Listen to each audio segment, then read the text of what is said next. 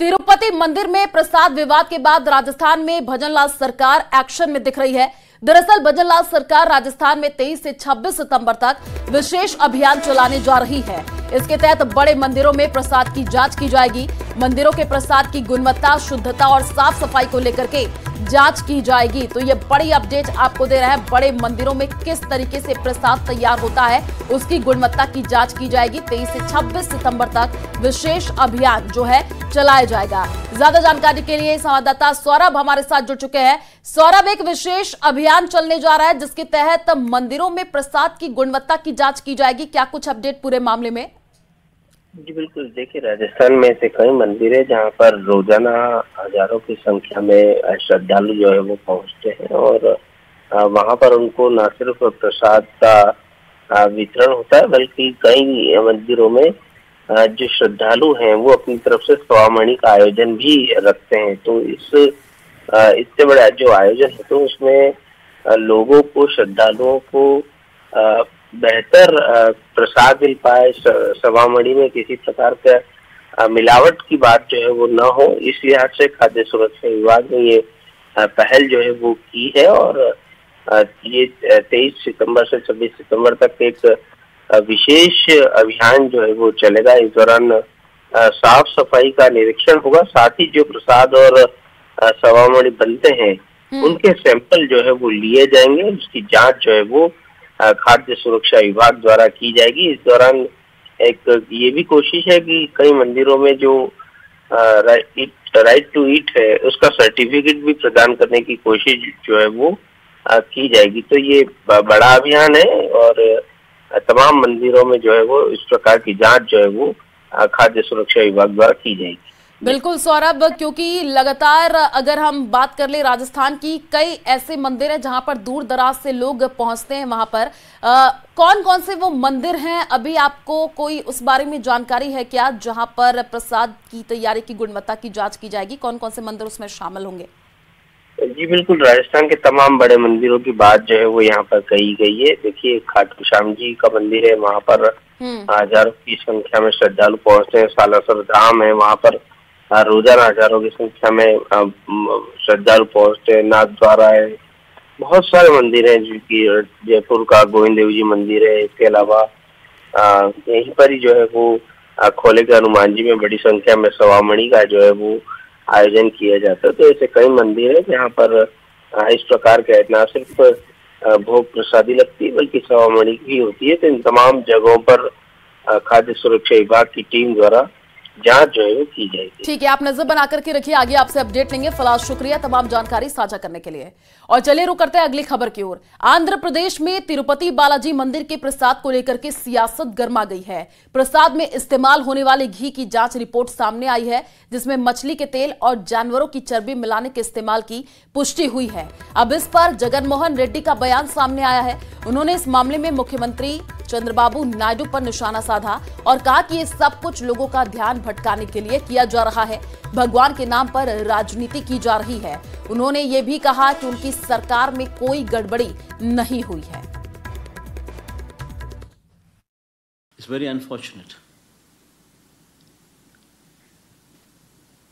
The worst part is, why did Chandrababu Naidu resort to such practices? He knows very well that during the course of these 100 days, Chandrababu Naidu failed on every promise what he made to the people during his election campaign.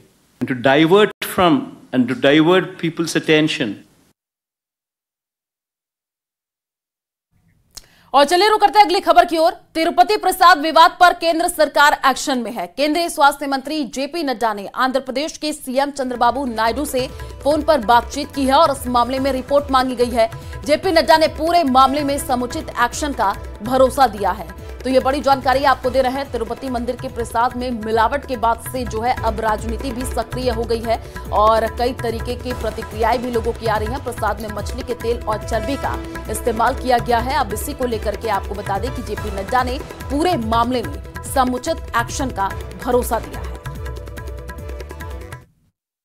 आज ही मैंने चंद्रबाबू नायडू जी से, जैसे ये असल में ये खबर digital media के माध्यम से आई है और कुछ जगह पर रिपोर्ट हुआ है। तो जैसे ही ये खबर मुझे मिली, मैंने चंद्रबाबू नायडू जी से बात की, उनसे मैंने डिटेल उसकी ली है और मैंने उनको कहा है कि आप तुरंत एक जो आपके पास अवेलेबल रिपोर्ट है वो रिपोर्ट आप मुझे भेज दें। उस रिपोर्ट को मैं एग्जामिन भी करूँगा, स्टेट रेगुलेटर से भी बातचीत करूँगा, उनका क्या कहना है उसको भी जानूँगा। उस जो रिपोर्ट है जिस सोर्स से आई है उस रिपोर्ट को पूरी तहकीकात करके उसके सारे पहलुओं को ध्यान में रख करके suitable action will be taken accordingly. जो भी कानून के दायरे में और जो भी हमारी नियमावली food safety standards authority of India के तहत आती है उसके तहत हम इस पर कार्रवाई करेंगे। लेकिन अभी हमने रिपोर्ट मंगवाई है। I will examine it, my FSSAI is going to, they are going to give report and then we will take action. Tirupati prasadam विवाद पर मंदिर प्रशासन ने सफाई दी है। मंदिर प्रशासन का कहना है कि पिछली सरकार में सस्ते घी का इस्तेमाल किया गया था और शिकायत मिलने पर सप्लायरों को ब्लैकलिस्ट कर दिया गया था।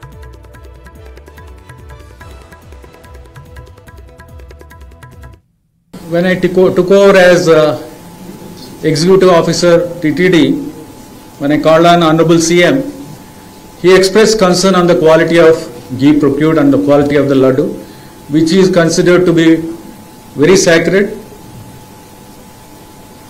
and it is offered as prasadam to Sri Lord Venkateswara Swami, and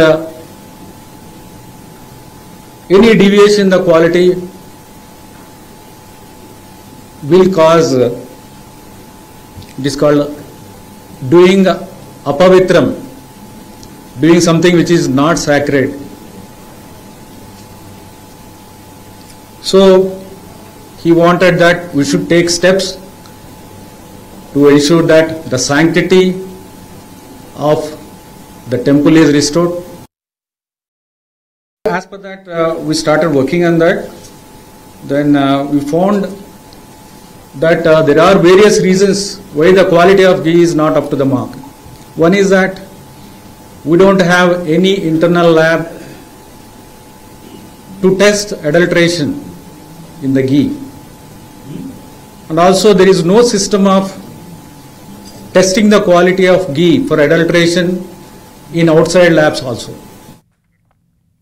और चलिए रुक करते हैं बड़ी खबर की ओर। प्रधानमंत्री नरेंद्र मोदी 3 दिवसीय अमेरिका यात्रा के लिए रवाना हो चुके हैं और प्रधानमंत्री नरेंद्र मोदी अपने दौरे के दौरान अमेरिकी राष्ट्रपति जो बाइडेन से द्विपक्षीय वार्ता करेंगे और क्वाड की बैठक में भी हिस्सा लेंगे। ये बैठक अमेरिका के डेलावेरी में होगी। अमेरिका के नेतृत्व में क्वाड की बैठक में पीएम मोदी के अलावा ऑस्ट्रेलिया और जापान के प्रधानमंत्री भी हिस्सा लेंगे। पीएम मोदी ऑस्ट्रेलिया और जापान के पीएम के साथ भी द्विपक्षीय बैठक करेंगे। क्वाड बैठक के दौरान मून शॉट कैंसर कार्यक्रम भी होगा। क्वाड शिखर सम्मेलन के दौरान जिन प्रमुख पहलुओं पर हो सकता है कि घोषणा भी की जाए और उनमें कैंसर मून शॉट कार्यक्रम पर समूह के 4 सदस्य देशों के बीच सहयोग भी शामिल है। क्वाड शिखर सम्मेलन के दौरान आयोजित होने वाला कैंसर मून शॉट कार्यक्रम एक प्रमुख प्राथमिकता होगी। मून शॉट कार्यक्रम कैंसर के इलाज में सहयोग की दिशा में एक महत्वपूर्ण कार्यक्रम होगा। पीएम मोदी क्वाड सम्मेलन के बाद न्यूयॉर्क के लिए रवाना होंगे। न्यूयॉर्क में प्रधानमंत्री भारतीय समुदाय से जुड़े कार्यक्रम में हिस्सा लेंगे और इसके अलावा सीईओ राउंड टेबल में भी हिस्सा लेंगे। पीएम मोदी अपने 3 दिवसीय अमेरिका दौरे के दौरान समिट ऑफ द फ्यूचर को भी संबोधित करेंगे। तो ये बड़ी जानकारी आपको देना है। प्रधानमंत्री नरेंद्र मोदी जो है अमेरिका के लिए रवाना हो चुके हैं। तस्वीर आपको टीवी स्क्रीन पर दिखा रहे हैं। क्या कार्यक्रम उनके रहेंगे वो बता दें आपको। क्वाड समिट में पीएम शामिल होंगे। बाइडेन के साथ द्विपक्षीय जो है वार्ता होगी। तो अमेरिका दौरे पर प्रधानमंत्री नरेंद्र मोदी और रवाना हो चुके हैं, जहां पर राष्ट्रपति बाइडेन के साथ उनकी मुलाकात होनी है। क्वाड समिट में भी जो है प्रधानमंत्री नरेंद्र मोदी शामिल होंगे। केंद्रीय मंत्री रवनीत सिंह बिट्टू को कांग्रेस एमएलए की धमकी के बाद अब नया विवाद शुरू हो गया है। तेलंगाना में कांग्रेस के एक विधायक ने रवनीत सिंह बिट्टू को लेकर के आपत्तिजनक बयान दिया है। कांग्रेस विधायक वेदमा बुज्जू ने कहा कि केंद्रीय मंत्री रवनीत सिंह बिट्टू का जो कोई भी सिर काट करके लाएगा वो उसे अपनी पुश्तैनी जमीन इनाम में देंगे। इस पर केंद्रीय मंत्री रवनीत सिंह बिट्टू ने पलटवार करते हुए कांग्रेस पार्टी से सवाल पूछा है कि क्या यही है मोहब्बत की दुकान। उन्होंने लिखा है कि 1984 से 2024 तक कांग्रेस से जरा भी बदली नहीं। वो तब भी सिखों के खून की प्यासी थी और वह आज भी वह खून की प्यासी है।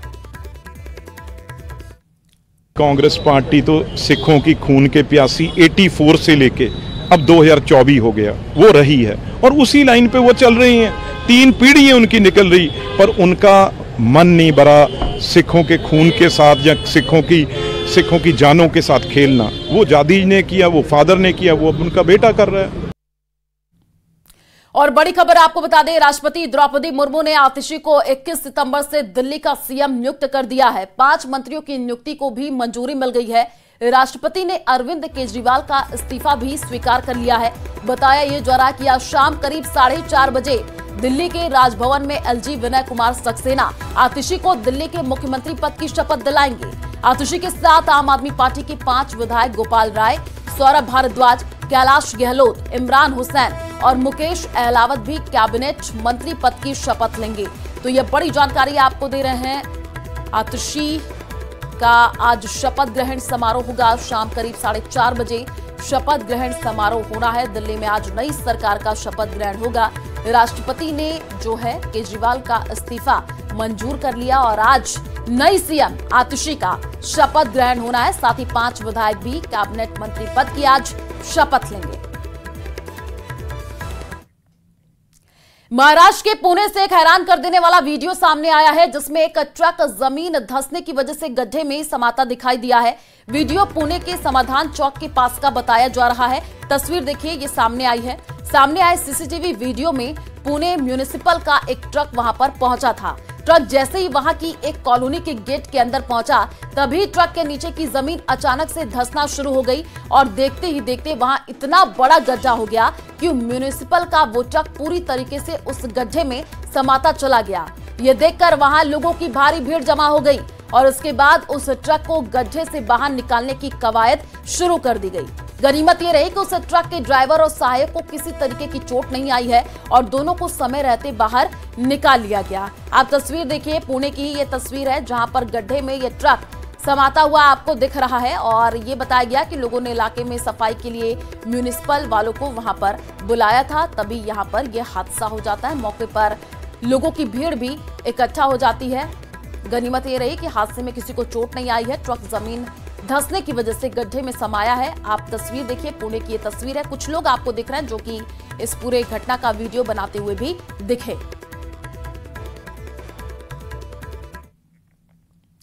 महायुद्ध के बीच में इजराइल ने लेबनान की राजधानी बेरूत में बहुत बड़ी स्ट्राइक की है। इजरायली सेना ने हिजबुल्लाह के ऑपरेशन चीफ इब्राहिम अकील को मार गिराने का दावा किया है। इब्राहिम अकील वही शख्स है जो हिजबुल्लाह की तरफ से सारी रणनीति तैयार करता था।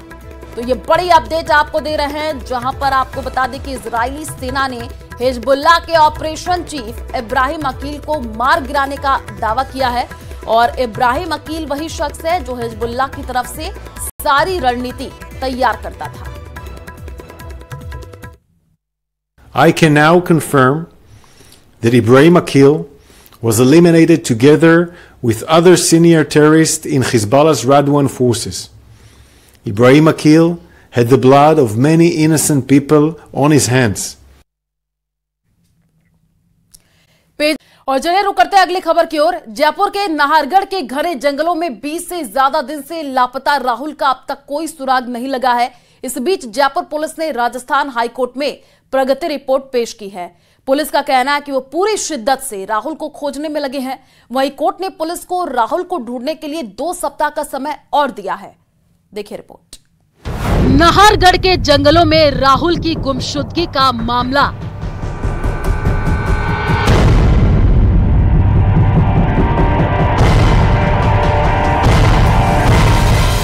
जयपुर पुलिस ने हाईकोर्ट में सौंपी स्टेटस रिपोर्ट।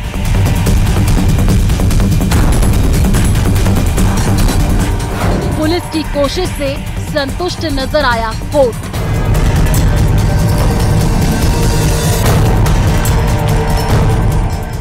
नाहरगढ़ के जंगलों में राहुल कहां गुम हो गया, कोई नहीं जानता।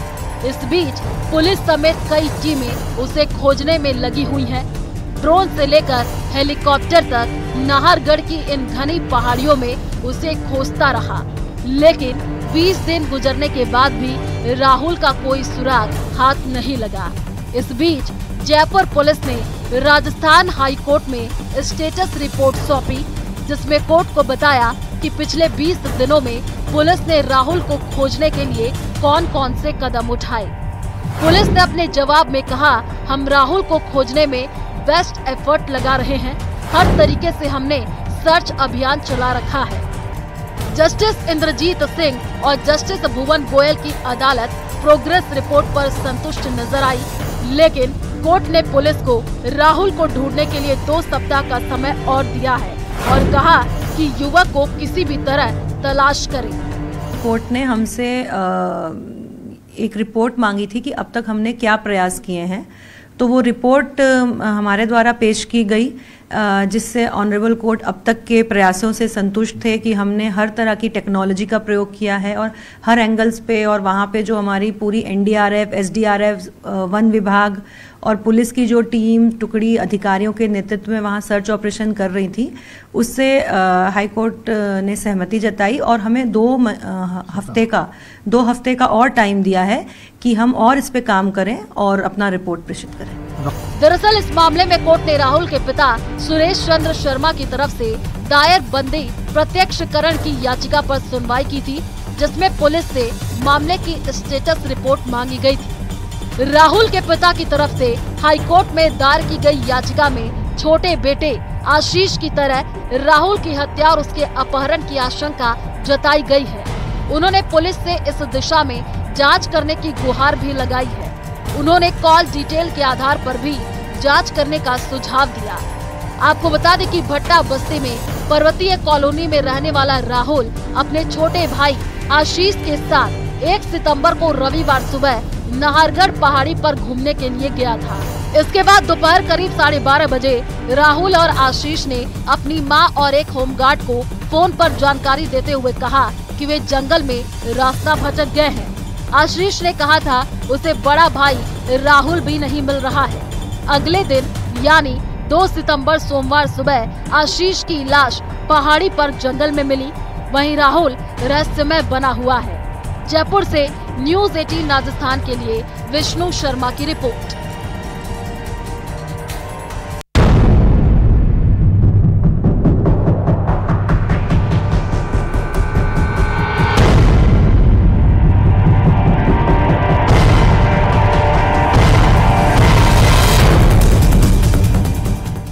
आपको बताएं कि 1 सितंबर को राहुल और उसका भाई आशीष नाहरगढ़ की पहाड़ी पर घूमने के लिए गए थे, जिसके बाद राहुल और आशीष लापता हो गए, उनका सुराग नहीं लगा और वहीं पर अगले दिन आशीष की मौत हो गई, उसकी लाश झाड़ियों में मिली। इस पूरे मामले में राहुल और आशीष के पिता की ओर से बंदी प्रत्यक्षकरण की याचिका हाई कोर्ट में दायर की गई थी, जिसमें पहले भी कोर्ट ने 2 सप्ताह का वक्त पुलिस को दिया था, लेकिन उसके बाद भी राहुल का कोई सुराग नहीं लगा है।